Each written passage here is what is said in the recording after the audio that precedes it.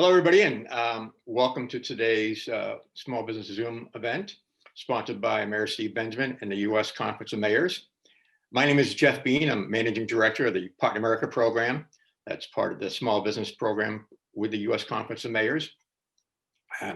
We're fortunate to have American Management Services as a platinum partner with us. They've been with us for about 22 years, and they oversee the Partner America program for us.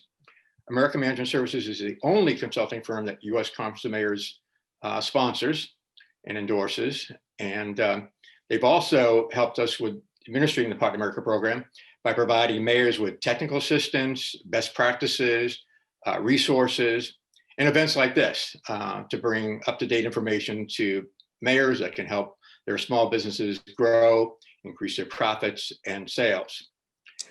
Today, the only role I have today is to introduce your mayor, Steve Benjamin, who has been a strong advocate of small businesses and also a big supporter of the Partner America program that we have here at the U.S. Conference of Mayors.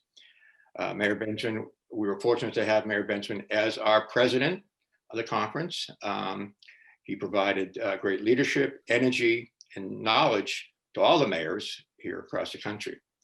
The citizens of Columbia should be very pleased to have Steve Benjamin as their mayor, as I'm sure they are. So at this time, I'd like to turn it over to Mayor Benjamin. Hey, Jeff, thank you so much. It's been wonderful being a friend and colleague of yours. And obviously, you also have the experience of having served as an elected official.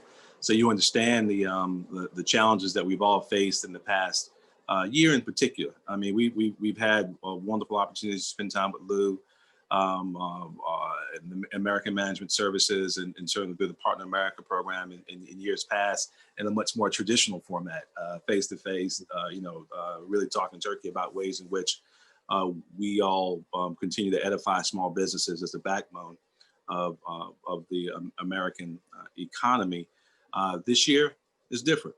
I mean, we're coming off of 2020, where we were not only working our way through the greatest pandemic since 1918, we dealt with the greatest economic disruption of wholesale change of the way many of us have done business, some of the toughest times, the greatest since 1932, certainly during the election year, and some of the greatest social unrest that we've seen since 1968. Those three challenges all have the benefit of being decades apart, but not that we're not that lucky in 2020. So our small businesses are facing some unique times and unique challenges, and that's why it's great to have a unique partner like American Management Services. And it's my pleasure to welcome Lou and his entire team back into our virtual home here in Columbia, and have this opportunity to interface with our small businesses. We have a fantastic and dynamic and diverse small business community here in Columbia, and it's been my honor and my pleasure to serve as their mayor, colleague, and friend over the last decade or so. So, Lou, the ball's in your court. Thank you so much for being with us today. My privilege. Thank you, Mayor Benjamin, and thank you, Jeff Bean. I appreciate the opportunity today to speak to the good folks of Columbia. I want to thank everyone for joining us on this webinar today. I want to start by saying to all the business owners on this Zoom meeting that I'm a firm believer that there's no one that knows your business better than you folks do. There's just nobody. You are the ones who drive the ship. You make the key decisions. You understand your products and your services like no one else could. In my world, though, we see a common trend amongst owners, and that trend is not always a positive trend. And that is that almost every owner we meet sets goals for his or her business. And those goals might include reaching a sales target, figuring out a way to maximize operations, profitability, might even include recruiting, employee retention, succession planning. Owners usually have goals for themselves. Actually, I had an owner one day show me that his goals were on the back of 2 bar napkins. He had scribbled some goals on his bar napkins that he had, and he kept them in his top drawer. So, but I'm going to tell you that a lot of these goals are not always achieved. So I want you to cover your belly button. I think that the majority of owners that set goals for themselves are not realistic. I'm going to tell you why, and I hate to say it, and I hope you don't take it personally, but the main reason owners don't achieve their goals is the majority of owners seem to be running their business on autopilot, base their decisions on personal experiences. They don't have the discipline to stay tuned the way they should. This is how their mom or their dad ran the business before them, or they're just relying on this silly thing called hopium, Hopium, hopium. Not a good place to be. So owners seem to waste, in our opinion, an enormous amount of time, stress, and money on their business because they aren't operating on a clear and well-defined plan that has one singular focus, folks. And we don't mean this to be harsh, but there should be one singular focus in running your business, and that's to maximize profit. Because if you do that, it will allow you to do anything else you want to accomplish personally and professionally. Now, certainly, owners have had a lot of unique challenges thrown at them in 2020 and again to begin 2021.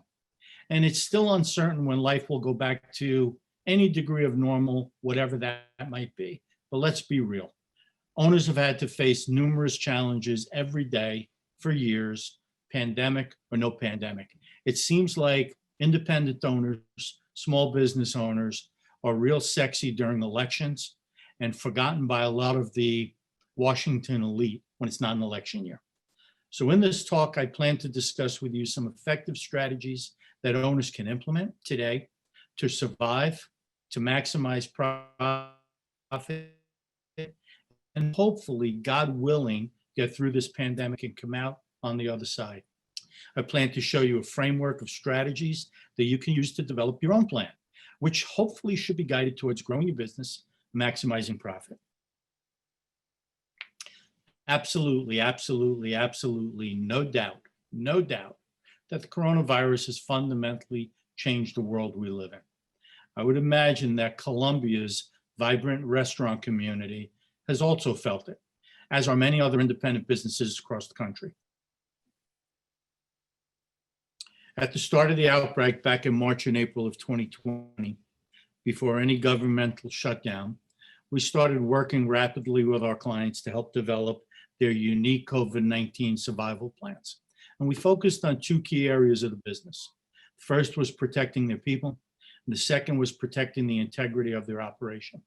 And in fact, we really focused on three things. And the third was liquidity. And we don't have enough time today to talk about the steps and what's necessary to maintain and maximize liquidity. So maybe another day. But I presume as owners, you are all focused on protecting your employees and the integrity of your business. Focused on protecting your employees and the integrity of your business. So to protect your people, first and foremost, folks, through this crisis and any future crises that come up, and I guarantee you they will, it's important that you as the owner maintain your sanity. That means don't try to sugarcoat the situation. Be real, explain what's going on, develop and implement a practical and achievable plan that you and your staff can implement to overcome your challenges. You need to be a functional, hands-on leader by practice, by doing, not just documenting on paper. To protect your staff, look into how you schedule your time with your people. Ensure that folks know what their work schedules are, and ensure a constant stream of communication so that your folks always know what's going on. And again, let me back up, no sugarcoating. If it's bad, it's bad, deal with it, but deal with it together. People don't want to be deceived. It's time like this to step back and evaluate how effectively you communicate and how effectively you manage, especially with so many folks working remotely. So I'm here in our Orlando office this afternoon, and our office is about 11,000 square feet. And at any point in time, we would have 30 to 50 people in this building. Today, there are 5. And I will not let it go past 4 or 5 till I feel comfortable with positivity rates and where we're going as a society right here in Florida. Personally, I try to have weekly meetings with my key managers And then once a month, I try to have a company-wide meeting, all conducted on Zoom. I want folks to know what we're going through, how we're going through it, what our results are, and what the challenges are, because I need them all to work with me. You need to be open about this. I want to ensure that folks are on the same page, marching to the beat of the same drum. So I want you to be aggressive. I want you to be assertive. I want you to develop a plan for hunting for new business opportunities with your current customers and prospective ones. For example, if you're a restaurateur, if you're a restaurant owner, and you cannot host indoor dining, and clearly it might be a little too cold to offer an outdoor option, now is your time to capitalize on delivery services, which I know you cannot maintain 100% with delivery services. I get that, or pickup or takeout. But you need to do a host of things: delivery services, takeout, gift cards, meal kits that your patrons can cook at home with your instruction, cooking classes, virtual wine tastings, virtual baking parties, virtual birthdays. There's just so many things you have to put into your bag of tricks now, your book of business, that you didn't have to do before, that all the pieces can add up to make you healthy. And quite frankly, what I want you to do is not only develop them, but keep them going once we do get back to some degree of normal. I'd implore you to do everything in your power to let your customers and your clients know that you still have a pulse. You're out there, you're breathing, you're working, you're trying to do better for your business, your employees, and your community. And build a meaningful relationship with your customers and your clients. How do you do that?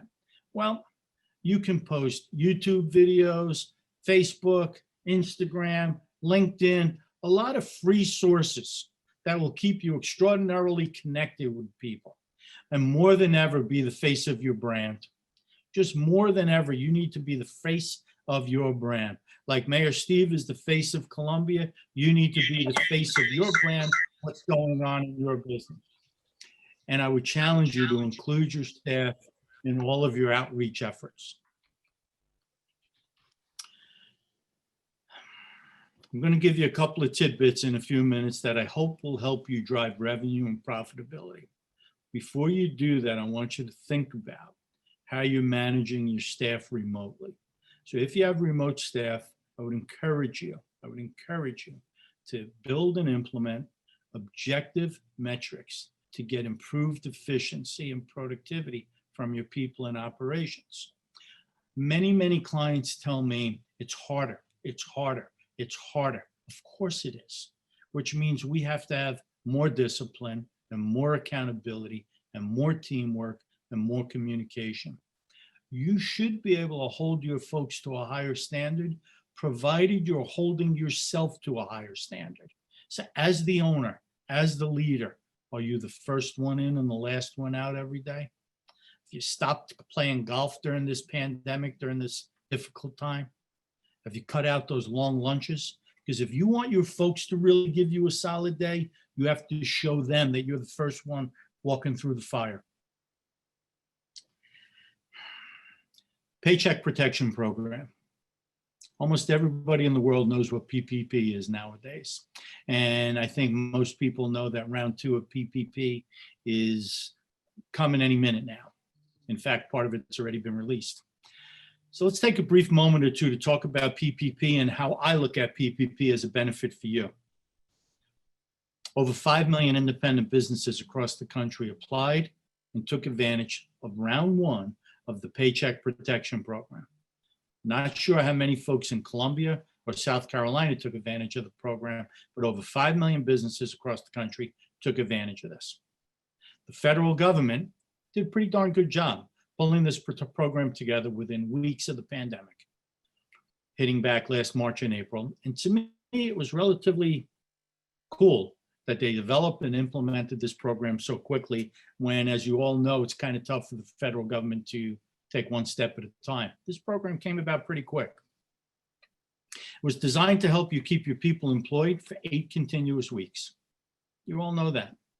The thought was that 8 weeks would be enough to bridge the pandemic and people will be able to get back to business as normal. Then the feds realized 8 weeks wasn't sufficient. And though they didn't provide additional funding, they allowed owners the opportunity to spread that spend over a 24-week period before you had to apply for forgiveness. The beauty of the PPP program was that once you got it, if you applied for forgiveness, whatever was forgiven became other income, non-taxable other income. So win-win-win for small business owners. On the flip side, if you got a $100,000 PPP loan and $75,000 of it was forgiven, the other $25,000 is now debt that you have to pay back to your bank. And I know the interest rate's very low, but it's a debt burden that most small business owners probably could not and would not want to take on. And I'm telling you that as you do your forgiveness application, make sure you dot your I's, cross your T's, and be very careful because you don't want to make a mistake. And use your CPA to help you with this if you have one. Once the bank goes live this time around on round two PPP, there are new requirements. Employee count needs to be under 300, not 500, as of round one. Your PPP loan, your first one, does not have to have been forgiven. You need to prove damages. You need to prove that your revenue or your cash flow has been damaged by at least 25% in 2020 from 2019, either for the full year or part of the year. But the real thing you need to be careful of is, folks, you cannot borrow your way out of your problems. So if PPP plugs a hole for you, it is not your answer. You cannot borrow your way out of your problems. So the way I look at PPP is totally different. I'm going to ask you to write this down, because if you take one thing out of what I'm spewing about today, this should be it.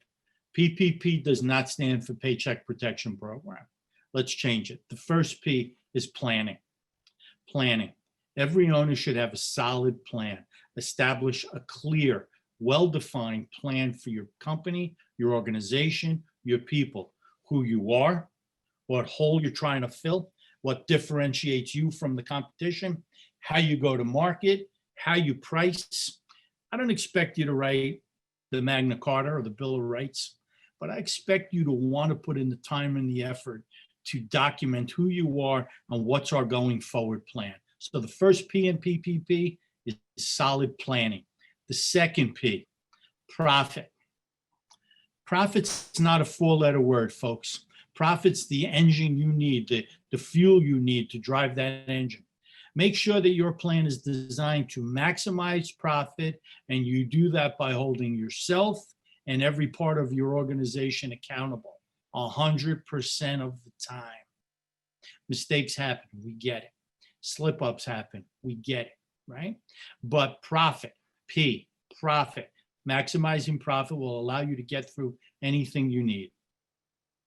The third P, so the first P was planning, second P is profit, third P, pay for performance. So many folks confuse pay for performance with commission. And commission is a pay for performance plan, I get it. We look at pay for performance sort of like this.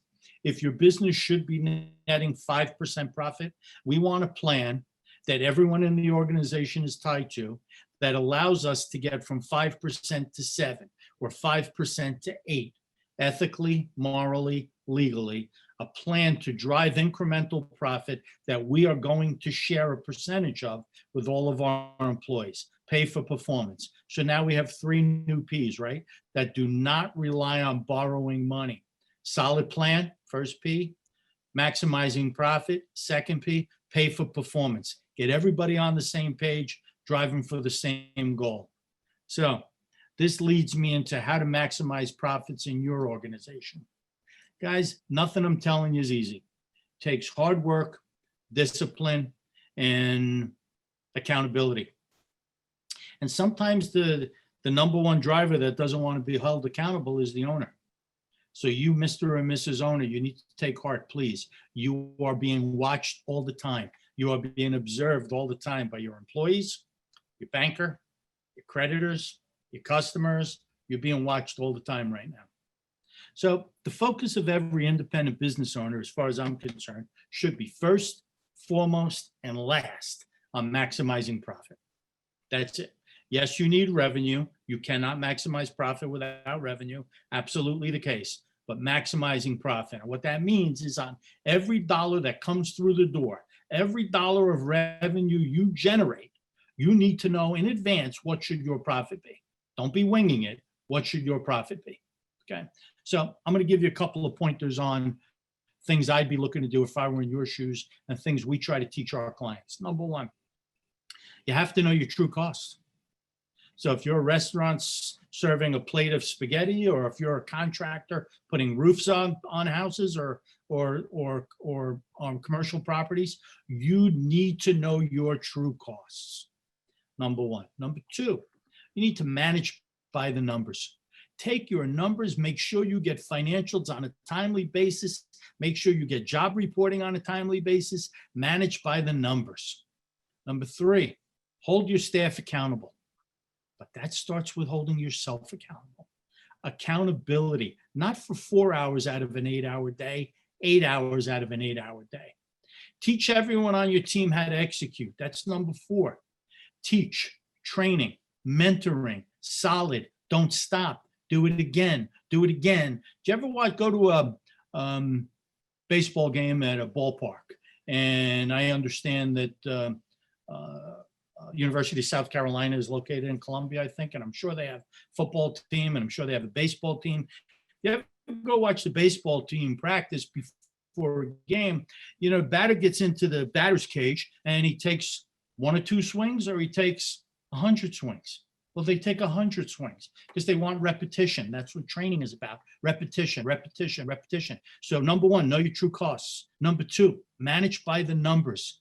Be anal about it. Manage by the numbers. Number three, hold yourself and your staff accountable every minute of every day. Number four, teaching, mentoring, how to execute on time. And number five, implement a pay-for-performance plan. You do those 5 things, you do them religiously, you incorporate that into the fabric of your business, your profit will go up. It will go up. Okay. Then I'm going to give you a tidbit, a little profit tip in a couple of minutes, folks. Most people laugh at me when I tell you this last one. I hope you take it to heart. It's one of the quickest and most expedient ways to improve profitability, and I'll bring you back to that in a minute. But I want you to think about this. If you know your true costs, you manage by the numbers, people are held accountable, teach everyone on your team how to execute, and implement a pay-for-performance plan. If you do that, I will guarantee you, I've been doing this a long time, your profitability will go up. How much? I guess it depends on where you're starting. But let's think about this. If you're a $400,000 machine shop and you do these 5 steps religiously, I'm going to bet you anything you'll improve profit by 2%. And 2% on 400,000 is only $8,000. But it's $8,000. And if you would have done that for the last 2 years, it's $16,000. And if you would have done it for the last 10 years, it's $80,000. Now, what if you're a $4 million company and you picked up the 2%? And how did you pick it up? You knew your true costs. You managed by the numbers. You held everybody accountable, including yourself. You teach everyone on your team how to execute, training, and you implemented a pay-for-performance plan. And on 4 million, your profit went up 2%. It's $80,000 a year. If you did that for the last 5 years, that's $400,000. Hey, it's only money, right? It's only money. So I believe that before you generate a single dollar of revenue in your business, you need to accurately define your true operating costs. So many times I've had owners tell me, well, I price it the way my dad did. I've been pricing it this way forever. I take my material cost and I mark it up times 1.5. I take my labor and I mark it up times 1.2. And by the time they're done explaining it, I don't even know what they're talking about. Don't even know what they're talking about. Because when you look at what they're saying and then you look at the gross profit on their financial statements, they're not close. They're not close. So here's the simple truth.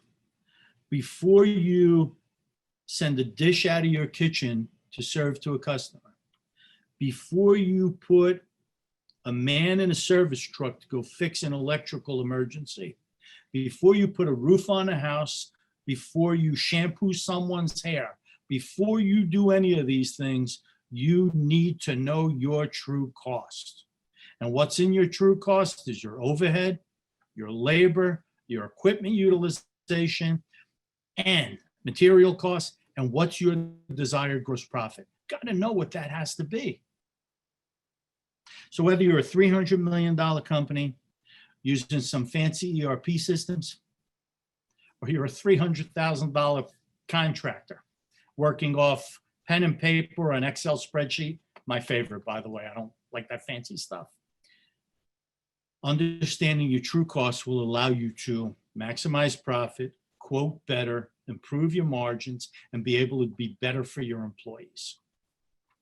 Folks, profit's not a bad word. So many folks are afraid to talk about profit, that employees think that you're going to hurt them to maximize profit.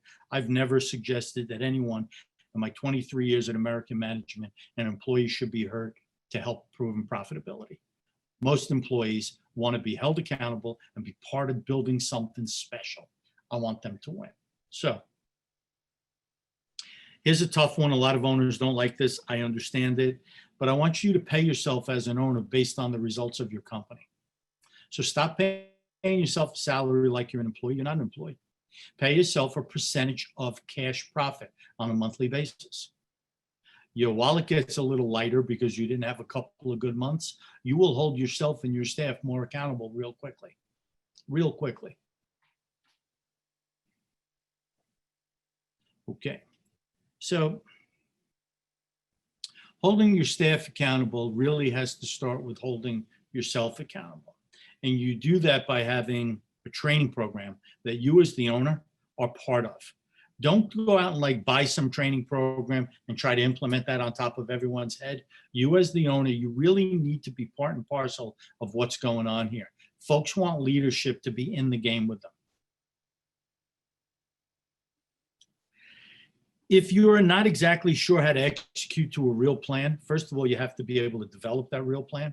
And then second of all, everyone in your group's got to be trained to want to execute to that real plan. And they need to understand why we're executing to that real plan. You know, someone once told me WIFM is an acronym for WIFM. What's in it for me? All right. I don't know any employee that wants to take on more responsibility or more accountability if they don't have some WIFM, what's in it for me philosophy.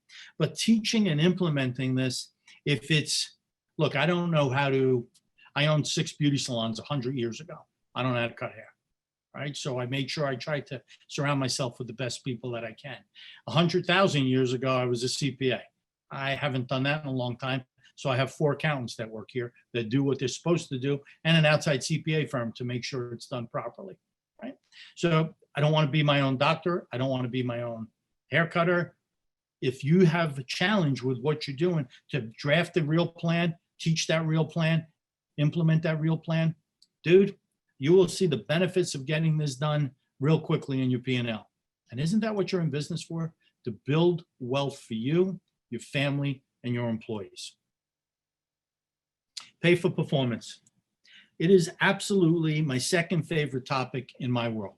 My first favorite topic is making sure people have cash reserves and are fighting the fight. My second is pay for performance.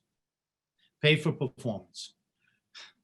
I'm going to tell you, when you can incorporate your people into a pay for performance plan, and they've been part of developing it and implementing it, and they know the direction you're going, unless you crash and burn, you, Mr. or Mrs. Owner, pay for performance will drive profitability and cash flow.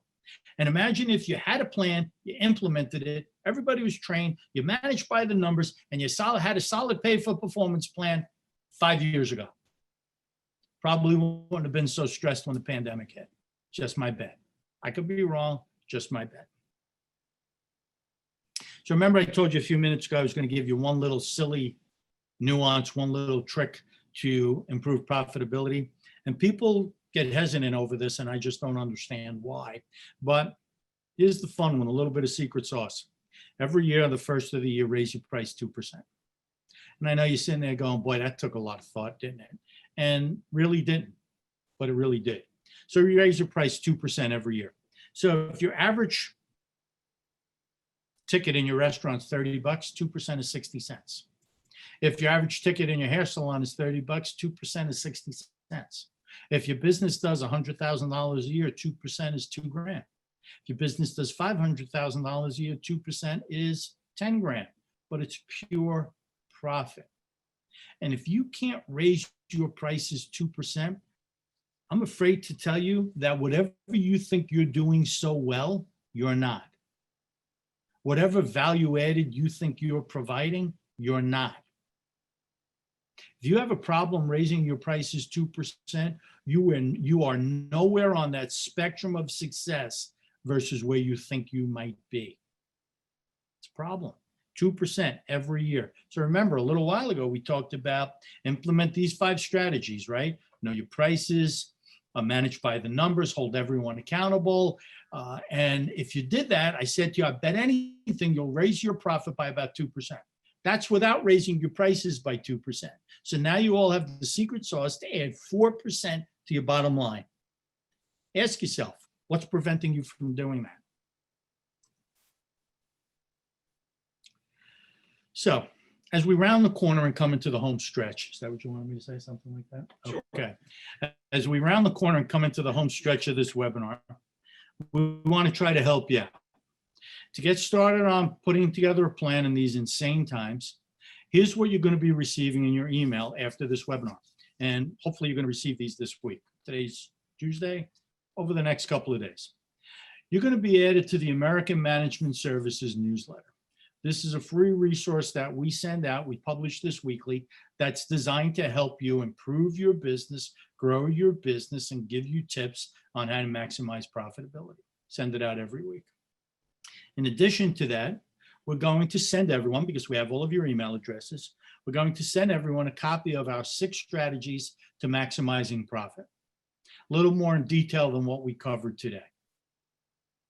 But here's the real one. Here's the kicker. Out of courtesy to Mayor Benjamin and our 22-year relationship, Jeff, I believe, with the United States Conference of Mayors,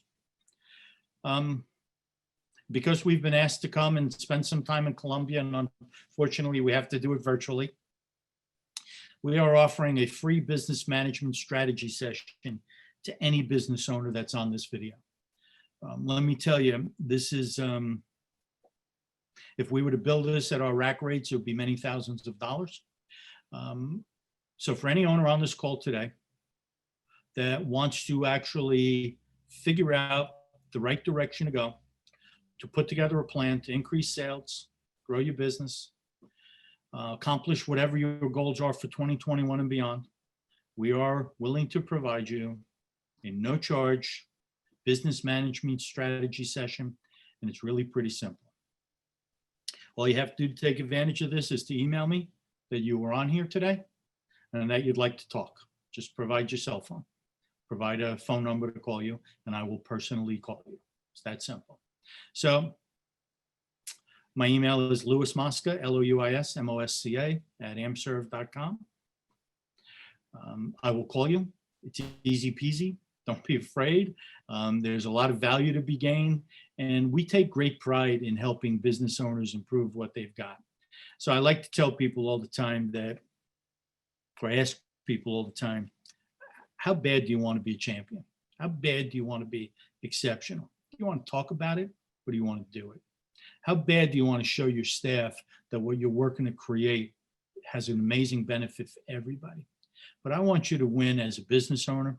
I want you to win in your community, and I want you to win for your family. I'm really proud of our relationship with the United States Conference of Mayors and the Partner America program, and I feel confident in telling you that every day we build champions. Once again, my email is lewismosca @amserv.com. Be happy to call anyone that emails. I want to thank you for your time. Special thanks to Mayor Benjamin, who I've known for years. Your staff put together an amazing event today on a short period of time. Jeff, I always love working with you and the things you do and help my life be better through the United States Conference of Mayors. And I wish everybody great success here. Lou, do we have time for some questions and answers? Sure, always. So if anybody has a question or concern, if you want to use your chat mode, we'll watch that for a little bit.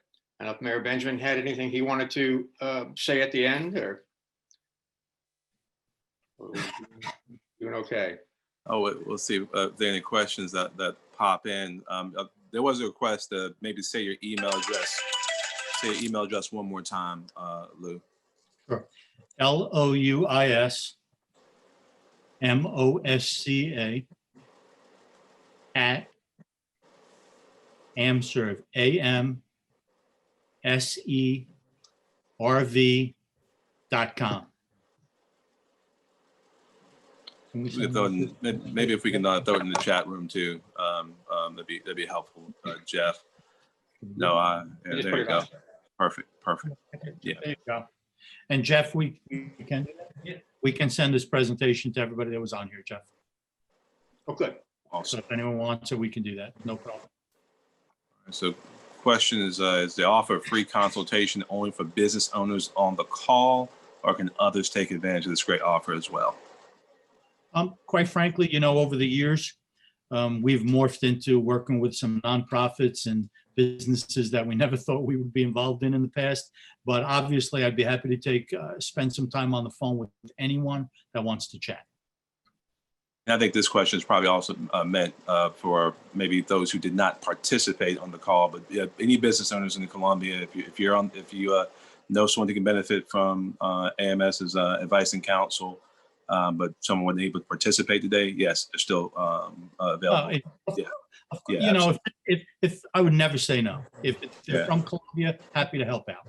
Yeah, and you're getting some great feedback. Folks are saying thanks for the training, Lou. Thanks so much. It's great. So good, great feedback. And let's keep this process ongoing and just continually dialoguing. And what I love most about your presentation, Lou, is that it's certainly we're in a special moment in American history, and there's always something to learn right now.